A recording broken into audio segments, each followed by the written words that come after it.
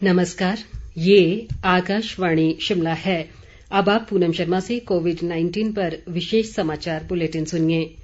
श्रोताओं से अपील है कि कोविड से सुरक्षित रहने के लिए कृपया इन 4 सरल उपायों का पालन अवश्य करें। पूर्ण टीकाकरण कराएं, मास्क पहनें, 2 गज की सुरक्षित दूरी बनाए रखें, हाथ और चेहरा साफ रखें। केंद्र सरकार ने प्रधानमंत्री गरीब कल्याण अन्न योजना की अवधि और 6 महीने के लिए बढ़ा दी है। अब इस वर्ष सितंबर तक लाभार्थियों को योजना का लाभ मिलेगा। केंद्र सरकार ने कोरोना महामारी के चलते गरीब परिवारों को राहत पहुंचाने के लिए ये योजना शुरू की थी। योजना को सितंबर तक बढ़ाने की घोषणा करते हुए प्रधानमंत्री नरेंद्र मोदी ने कहा है कि देश के 80 करोड़ से अधिक लोगों को पहले की तरह इस योजना का लाभ मिलता रहेगा। योजना का 5वां चरण इस माह के अंत में समाप्त होना था। सितंबर 2022 तक इस योजना पर 80,000 करोड़ रुपए और खर्च होंगे। योजना के माध्यम से राष्ट्रीय खाद्य सुरक्षा अधिनियम के अंतर्गत प्रत्येक लाभार्थी को हर महीने 5 किलोग्राम अनाज निःशुल्क प्राप्त हो रहा है। प्रधानमंत्री नरेंद्र मोदी ने $400 अरब मूल्य का निर्यात लक्ष्य प्राप्त करने पर गर्व व्यक्त किया है। आकाशवाणी से मन की बात कार्यक्रम में उन्होंने कहा कि अब भारत के उत्पाद दुनिया के हर नए बाजार में पहुंच रहे हैं।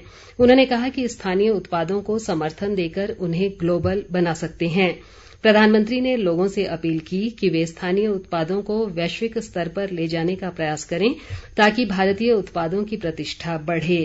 प्रधानमंत्री ने कहा कि योग हो या आयुर्वेद, आज दुनिया भर में स्वास्थ्य के प्रति भारत की जीवन शैली की लोकप्रियता बढ़ रही है।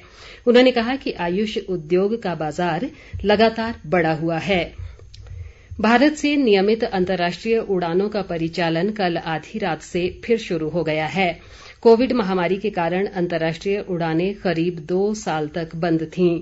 केंद्र सरकार ने हवाई अड्डों और उड़ानों पर मौजूदा कोविड मानकों में कई ढील देने की घोषणा की है। नागरिक उड्डयन मंत्रालय के नए नियमों के अनुसार केबिन क्रू सदस्यों को अब पीपीई किट पहनने की आवश्यकता नहीं होगी। हवाई अड्डों पर सुरक्षाकर्मियों को फिर से यात्रियों का पैट डाउन सर्च करने की अनुमति दे दी गई है। अंतर्राष्ट्रीय उड़ानों में चिकित्सा आपात स्थिति के लिए 3 सीटें खाली छोड़ी जाएंगी। हवाई अड्डों और उड़ानों में मास्क पहनना और हाथों की साफ सफाई अभी भी अनिवार्य होगी। प्रदेश में कोरोना मामलों में लगातार कमी दर्ज की जा रही है और सक्रिय मामलों की संख्या घटकर 191 रह गई है। कल प्रदेश में कोरोना संक्रमण के 14 नए मामले सामने आए हैं। इनमें कांगड़ा जिला में 5, चंबा जिला में 4, शिमला में 3, कुल्लू और मंडी में एक मामला शामिल है, जबकि बिलासपुर, हमीरपुर, सिरमौर, ऊना, सोलन, किन्नौर, लाहौल स्पीति में कल कोरोना का कोई भी मामला सामने नहीं आया है। इस दौरान 35 लोगों ने कोरोना संक्रमण को मात दी है। मौजूदा समय में राज्य में मंडी जिले में कोरोना के सबसे अधिक 66 सक्रिय मामले हैं, जबकि अन्य जिलों में सक्रिय मामलों की संख्या 40 से कम रह गई है। प्रदेश में इस महामारी से 4,113 लोगों ने जान गंवाई है। राष्ट्रव्यापी टीकाकरण के तहत देश में अब तक 183 करोड़ 20 लाख से अधिक कोविड रोधी टीके लगाए जा चुके हैं। स्वास्थ्य मंत्रालय ने बताया है कि कल 29,90,000 से अधिक टीके लगाए गए। अब तक 12 से 14 वर्ष आयु वर्ग के बच्चों को 1 करोड़ 20 लाख से अधिक टीके लगाए जा चुके हैं।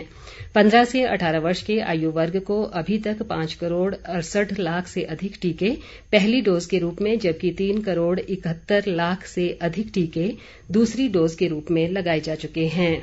मंत्रालय ने बताया कि स्वास्थ्य देखभाल कर्मियों, अग्रिम पंक्ति के कार्यकर्ताओं और 60 वर्ष से अधिक उम्र के लोगों जैसे लाभार्थियों को अब तक 2 करोड़ 25 लाख से अधिक एहतियाती टीके लगाए गए हैं।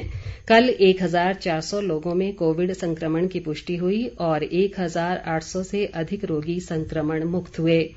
इस समय 16,000 से अधिक संक्रमित उपचाराधीन हैं। अब तक इस महामारी से 4 करोड़ 24 लाख लोग संक्रमण मुक्त हो चुके हैं। इसी के साथ ये समाचार बुलेटिन समाप्त हुआ। नमस्कार।